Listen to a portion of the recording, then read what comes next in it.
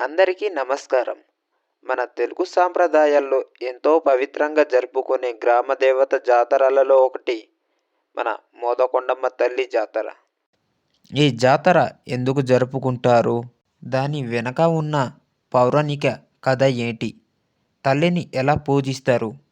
ఈ వీడియోలో పూర్తిగా తెలుసుకుందాం. చివరి వరకు చూడండి. మోదకొండమ్మ తల్లిని గ్రామ రక్షకురాలిగా, శక్తి స్వరూపిణిగా, ఉగ్ర రూపంలో కాపాడే దేవతగా భావిస్తారు.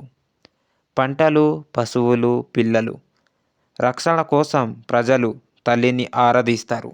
తల్లి ఆశీర్వాదంతో గ్రామంలో కరువు, రోగాలు, అపశకునాలు దూరమవుతాయని ప్రజలు నమ్ముతారు.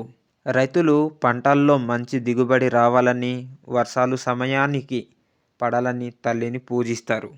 జాతరలో కోడెలను అలంకరించి తల్లికి ప్రతీకగా ఊరేగింపులుగా తీసుకువెళ్తారు. ఇది శక్తి ఆరాధనలో ముఖ్యమైనది. ఒకరోజు అన్ని కుటుంబాలు కలిసి జాతరలో పాల్గొని పండగలాగా చేసుకుంటారు.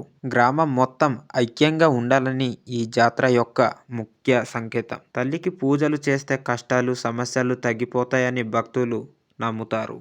జాతరలు చేసే ముఖ్యమైన పూజలు కలశ స్థాపన, బెల్లం నైవేద్యం, కోడెల సేవ, గుడి చుట్టూ ప్రదక్షిణలు, బండార పసుపు పూజలు.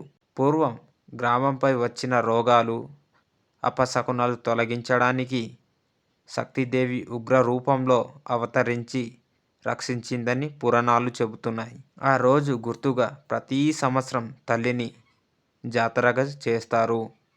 ఈ జాతర అంటే కేవలం పూజ కాదు, పాత తరాల నుండి వస్తున్న ఆచారం, విశ్వాసం, కృతజ్ఞత కలిసిన పండగ. ఇదే మోదకొండమ్మ తల్లి జాతర జరిపే ముఖ్యమైన కారణాలు. మీ ఊర్లో ఈ జాతర ఎలా చేస్తారో కామెంట్లో చెప్పండి. వీడియో నచ్చినట్లయితే షేర్ మరియు సబ్స్క్రైబ్ చేయడం మర్చిపోకండి. జై మోదకొండమ్మ తల్లి.